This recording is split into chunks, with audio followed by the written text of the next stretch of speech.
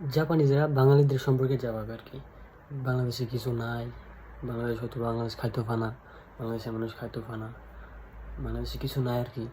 সমান একটা দেশ, ছোটো একটা দেশ, এটার মধ্যে গিয়ে থাকবো, যেটা ভাবে বাংলাদেশের সম্পর্কে জাপানিজ। হ্যালো বন্ধুরা, সবাই কেমন আছেন? আমি নাইমুর রহমান, জাপান থেকে আপনাদের সাথে আজকে কিছু কথা বলবো। কথা হচ্ছে গিয়া জাপানিজরা বাঙালি সম্পর্কে যা ভাবে আর কি। বাংলাদেশে কিছু নাই, বাংলাদেশে কাজ নাই, কাজ টাজ কিছু নাই। সো আমি একদিন কাজ করতে গেছিলাম, মানে একটা জাপানিজের সাথে আর কি কাজ করতেছি, প্রায় 4-5 ঘন্টা ধরে একসঙ্গে একটানা কাজ করতেছি। কাজ করার পরে হঠাৎ করে মানে আমার বলতেছে, কই থেকে খাইছো? বলতে, তোর দেশের বাড়ি কই?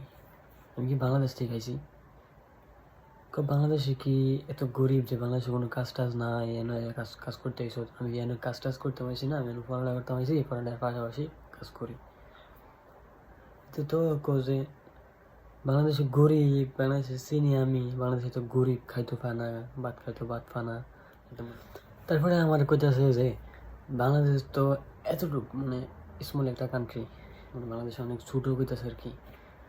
আমি বললাম যে বাংলাদেশ ছোটো ঠিক আছে, কিন্তু বাংলাদেশের মধ্যে অনেক কিছু দেখার মতন আছে, মানে অনেক সুন্দর সুন্দর জায়গা আছে আর কি।